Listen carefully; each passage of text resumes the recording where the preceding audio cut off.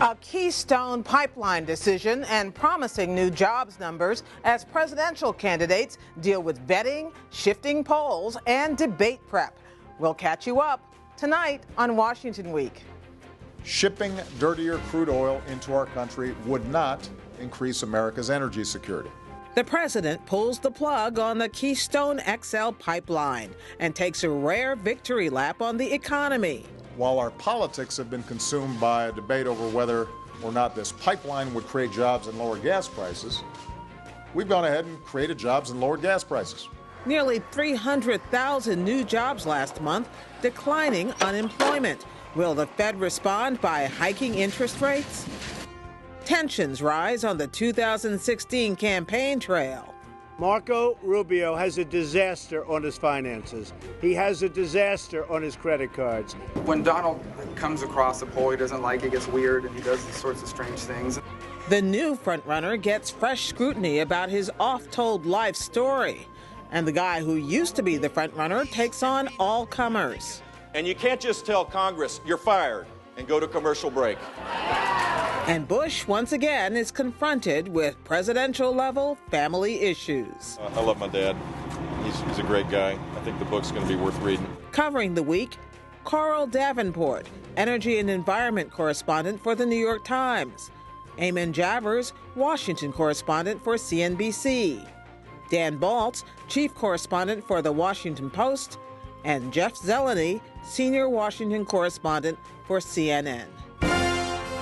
Award-winning reporting and analysis, covering history as it happens. Live from our nation's capital, this is Washington Week with Gwen Ifill. Once again, live from Washington, moderator Gwen Ifill. Good evening. Well, news wouldn't stop breaking today, so we're going to do our best to cram in what we can here and online later tonight. First to the White House, where the president emphatically turned off the spigot on a proposed oil pipeline that critics said would hurt the environment and supporters said would create jobs. President Obama said it would do neither. For years, the Keystone Pipeline has occupied what I frankly consider an overinflated role in our political discourse. It became a symbol too often used as a campaign cudgel by both parties rather than a serious policy matter. And all of this obscured the fact that this pipeline would neither be a silver bullet for the economy, as was promised by some, nor the express lane to climate disaster proclaimed by others. So if it wasn't exactly about job creation or environmental degradation, what was this decision really based on, Coral? So much of this decision was about symbolism. I really actually like what the president said a lot at his press conference. It wouldn't have a really big impact on the economy. The total number of jobs, permanent jobs created, would be about 35. It wouldn't really have a huge impact on the environment or climate change. This emerged, kind of morphed into this big political symbol of the president's climate change legacy. And by saying no to it, what he really wants to do is send a signal to the rest of the world that he's serious about climate change, that he wants to build a big environmental legacy, wants to be ambitious on climate. So are we to believe that this fight we've been watching, this has been a 7-year decision-making process, was just hijacked? Absolutely. Oh, hijacked? Yes, it was.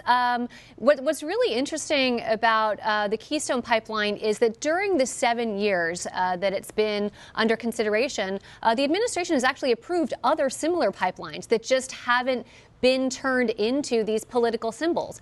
Both sides have kind of appropriated it. We really saw this in the 2012 campaign when both Republicans, groups like Americans for Prosperity, sort of saw this as a great symbol of energy and the economy and jobs. Environmentalists saw this as a great symbol, something they could rally around and demand action from the president. They wrapped a pipeline around the White House. And it's really bizarre how something that is so substantially not very important got turned into this really outsized political symbol that dragged on for 7 years. Why do you think we got this decision today? Because we had this interesting thing in the run-up here. TransCanada, the company behind the pipeline, had appealed to the U.S. government to actually stop the permitting process. They wanted to stall it. The government said, no, we're not going to stop. And then suddenly, bam, today we see the president come out and make this decision. Why now? So two things going on with the timing of both of those events. TransCanada expected, like a lot of us, that the president was moving towards saying no to the pipeline, and they hoped by stalling the review, they could postpone it until the next administration, hopefully get a Republican president who would approve it. The reason that they thought that a rejection was coming is that in 3 weeks, the president is headed to this major UN climate change summit in Paris. He wants to be a broker of a broad, sweeping climate change deal, committing every country to substantial action on climate change. So he wanted to have a new, fresh action in hand. He wanted to send a signal, and it was widely expected that he would make this decision before heading off to Paris at the end of the month. Does this decision end this, or are there circumstances under which this is going to come back? It ends it for the rest of the Obama administration. It's very clear that if TransCanada were to resubmit the permit, it would clearly be rejected. There's not really any kind of congressional avenue for this. However, if we get a Republican president, absolutely, all of the candidates said today that they would approve the pipeline, that they support it. And so if we get a Republican president, it may be that TransCanada could resubmit a fresh application and a Republican president would approve it. And there's an interesting distinction. In Canada, they have a new liberal prime minister who is much more muted in his acceptance of the president's decision today than the conservative prime minister he ousted would have been. The election of the new Canadian Prime Minister, Justin Trudeau, really helped the president as he moved towards making this decision. His predecessor, Stephen Harper, had made the pipeline a centerpiece of U.S.-Canadian relations. If President Obama had rejected it while Stephen Harper was still president, it would have been a big blow to our relationship with our, friendly neighbor in the north. Justin Trudeau supported the pipeline, but he also made clear it was just one piece of the whole relationship. Also, he just came into office, so he can sort of move this off the table, move forward, and it was a lot easier. The election of Justin Trudeau made this decision a lot politically easier for President Obama. You said that it would have only created 35 jobs. This was such an issue in the 2012 campaign, and it's been, it's an emerging issue in this campaign as well. Is that true? 35 jobs? So the total number of jobs created, according to the State Department analysis, is in the 2 years of construction, it would create 42,000 indirect jobs, 3,900 jobs, direct jobs in construction. The rest of those would be in support jobs like food service. Those would all go away after 2 years, leaving 35 jobs. The total number of jobs, even that 42,000, less than 0.1% of the entire economy. I love how a big story can sometimes not be as big a story as you think. More of that. The White House was happy to use the pipeline announcement today to talk about some good economic news. More new jobs than expected in October and a drop in the unemployment rate to an even 5%, half of what it was in 2009. What's more, wages are finally on the upswing, all of which tells us what, Eamon? All of which tells us that the economy is doing a little bit better than we thought it was doing last month, and it tells us a little bit about where we think the Federal Reserve might go in terms of interest rates. But this was a blockbuster jobs report. 271,000 jobs, totally unexpected on Wall Street. To give you a sense of this, yesterday Goldman Sachs put out a note, and they're known for knowing what they're talking about. They put out an analyst note saying that they were more bullish on the jobs figure than everybody else. A lot of people were saying 175,000, but they were going to go with 190,000 as their guess. And we saw 271. So this blew away expectations on Wall Street. And it played into a lot of what the president was talking about today in terms of that maybe we don't need to have the Keystone XL pipeline because we've suddenly got this huge growth in jobs in the country. And all of the internals inside this, most of the internals inside this number were really good too. Increases in construction and other sectors. And we saw revisions of past months that were pretty solid as well. So all of it good news for the administration, and they were not shy about taking credit for it today. So the unemployment rate's at 5% now, the lowest point of President Obama's time in office. What about the the labor force, though. Is it coming back at all? Will it come back, or is this just a new reality? We're starting to see the labor force participation rate coming back, but it is at a low that we haven't seen since the 1970s, right? And so that's one of the big negatives here overall. Tell people what the labor force participation rate is. Labor force participation rate is the number of people, the percentage of people who are actually looking for work, actively involved in having a job. So if you step out of the labor force and stop looking for work after a certain period of time, they don't count you as unemployed anymore officially in the statistics. So a lot of people say that that's sort of the dark matter here, that we're not counting in the unemployment rate. And a lot of those people would like to get jobs but just don't see any hope for themselves, and therefore they're just not in the labor force at all. That raises a related question, excuse me, in my mind, which is this is a very strong bullish jobs report, and it foreshadows a probable increase in interest rates by the Fed. All of those things are great. And yet on the campaign trail, on both sides, people are talking about an economy that's not delivering, that really is leaving lots of people behind. How do you square those two? Well, I think there's a couple things. It's the labor force participation rate. So there are a lot of people who left the workforce and haven't gone back. So that's impacting the way people feel. I think the fact that we're starting to see wages tick up now in this latest report is going to be helpful to that sense that people have that the economy is really not going well.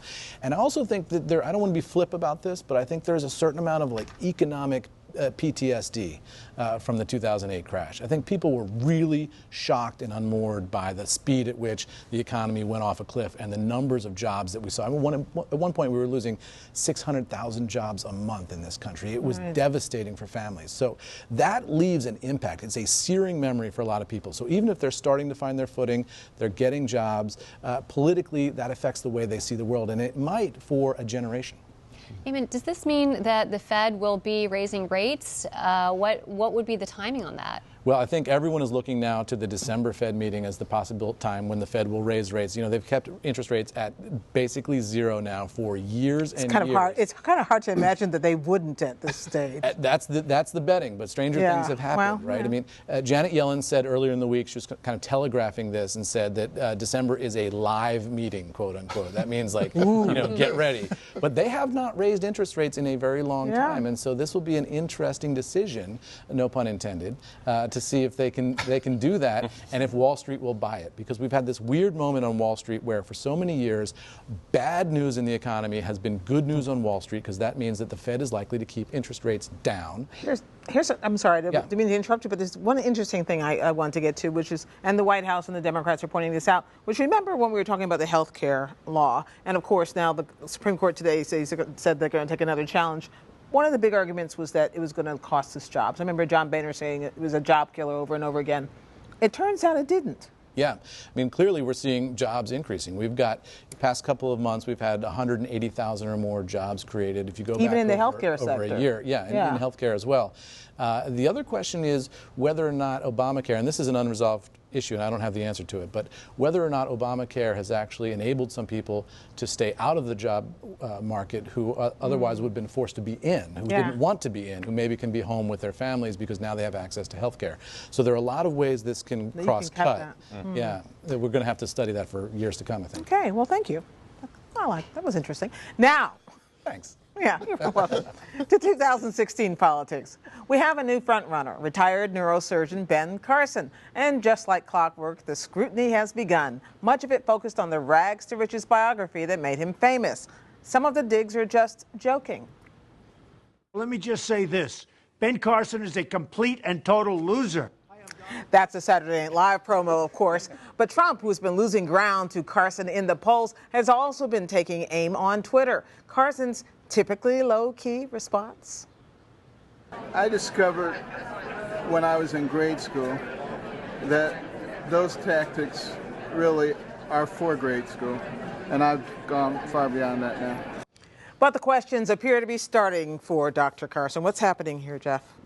Well, what's happening is, you're right, he is getting the scrutiny that only frontrunners get. I mean, it doesn't matter how long you're in the public spotlight. It just happens in a more searing way than you can imagine. But some colleagues of mine at CNN actually went back to look at a chapter in his childhood about, he said he had a very violent upbringing, and he found a religion, and it it saved him, basically. So they went back and interviewed a bunch of his childhood friends, and they said, this just does not seem like the Ben Carson that we know. He wasn't violent. He didn't have these episodes.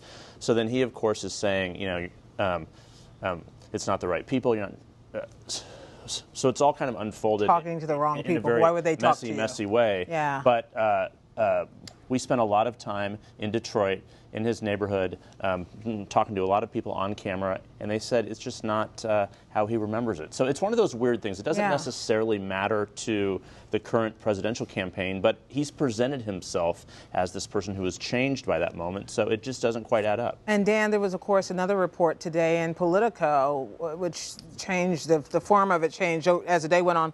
But the basic story was that he has been saying for years, and his inspirational story is his story, right? His come from behind, was that he had been offered a full scholarship to West Point. Well, it turns out West Point doesn't really offer scholarships. If you're accepted, you're accepted. That maybe he never even applied to West Point.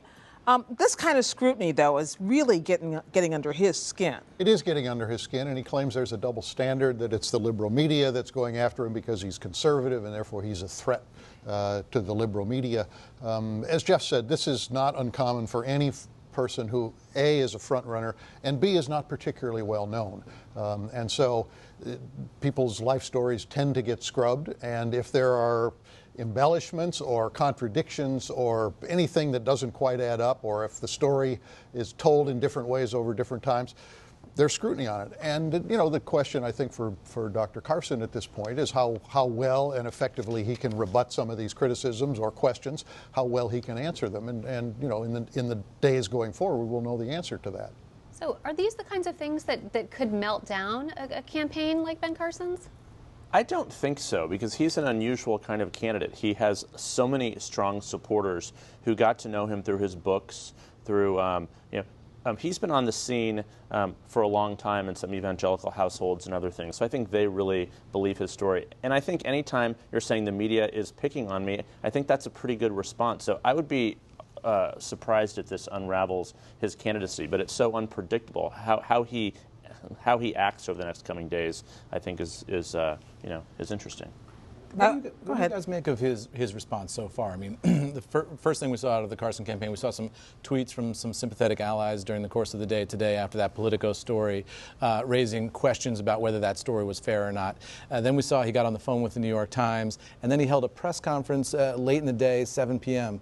Was that fast enough for a national presidential campaign, or are they sort of we're talking about something that's been going on for 24 hours. Yeah, So. I think he's moved pretty quickly. Yeah. The campaign has moved very quickly to try to douse the flames of this thing, and so he might have gotten ahead of the and there were news some cycle. questions about the way the Politico story was originally written, which gave him more ammunition to come firing back. We got a lot else to get to. I want to talk to you about the Bushes. Jeb Bush, of course, used to be the front runner. He's out there trying to get his groove back. And in the middle of this appears a book written by our pal John Meacham about H.W., his father, who's been saying some unkind things about people who work for his son, which makes things a little complicated. It's very complicated. I mean, the Bushes are a fiercely protective family, particularly if there's anything coming at them from the outside. And here, suddenly, George H.W. Bush, in his last years, wonderfully interesting biography, starts taking potshots at people in George W. Bush's administration, particularly Donald Rumsfeld, the defense secretary, and Vice President Cheney. Cheney Vice President Quayle, too, I think. And Vice President Quayle, and to some extent, George W. Bush himself, for the kind of the tone and tenor of what happened after 9/11. There's an old rivalry that he has, that George H.W. Bush has with Rumsfeld, so some of that may be playing out. He clearly did not think that Cheney served his son well, and so all of this comes out in the middle, and you saw various people either scrambling for cover or trying to figure out which side to be on in that dispute. But the Cheney stuff was the most interesting because he, of course, served as his defense secretary, right. And he said he changed. He said something about him changed after 9/11. Is that right? And and Rumsfeld graciously said that he's just getting up in years. He's just getting up in years, yeah. I mean, interesting. And what about Cheney said, no, I haven't changed. And George H.W. Bush suggested that it was Cheney's wife Lynn and daughter Liz who had gotten him pushed in the direction, and he said, no, it's me. And George W. Bush then said, look, I made the decisions. I was the decision. But if Jeb weren't running for president, how much of this would we care about? How much of this trickles down and affects him in any way, that he gets sucked back into defending his family? Well, the issue where he potentially has some trouble is that it re-raises the issue of Iraq and what happened. And he had trouble dealing with that question back in the spring. To the extent that he has to replay that, that's not particularly helpful. But I talked to somebody yesterday who said, in some ways, this is kind of liberating for Jeb. I mean, he can just try to move on and let the rest of the clan fight. Side with the father over the brother. I mean, it is helpful. And bringing up the inside, we're going to do a little horse race here. Bringing up the inside is assuming that the evangelicals are going one way and that the establishment folks are going another way. Are Marco Rubio and Ted Cruz, both of whom are sitting U.S. senators, but have fashioned themselves as kind of a hybrid. They're raising a lot of money, getting endorsements. Especially Ted Cruz. He probably is running the smartest campaign. He is very strong in Iowa, stronger than people think, I believe. He is raising more money than most people expected him to. So at this moment in the campaign, we are watching them because the dynamic between them is very interesting. But, you know, the question is how many more moments we're going to have. We have some 85 or so days until the Iowa caucus is here. So the question for Marco Rubio is, can he face the scrutiny? He's about to get some of the scrutiny that's coming his way, so we'll see if he can withstand that. But Ted Cruz is a very smart campaigner, so do not underestimate him. Most Republicans I speak with tell me. The big question mark is you know, for those two to rise, something has to happen to both Trump and or Carson. And so I think everybody kind of anticipates that those two could make it to the end, but we don't know how the rest of the story plays out. So when we see a debate stage which begins to shrink before our eyes this coming week, we saw a couple of people who dropped to the undercard, dropped off the undercard. What's the shape of this next debate? Well, it's a different debate because there's only going to be 8 people in the main debate. Only 8 people. Small number of 8. The field has shrunk to 8 on the main stage and 4 on the undercard. I don't know what to make of it.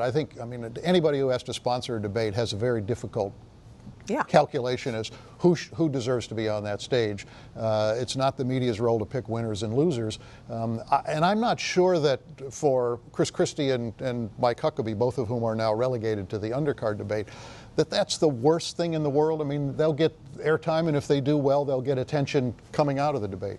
I wonder if you guys think that affects the tactics, because it seems to me that Marco Rubio has been really effective with the counterpunch, right? Jeb Bush tried to hit him in last week's debate, and Rubio came right back at him. We saw Marco Rubio counterpunching against Donald Trump as well. You wonder whether or not that multi-candidate stage really gives an opportunity to somebody who just has something short and quick and pithy to say.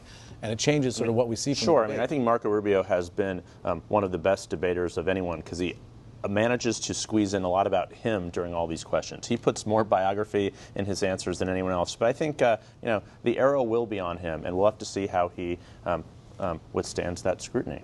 And does it matter if you're in the undercard? We only have a few seconds. Whether anybody watching those debates anymore?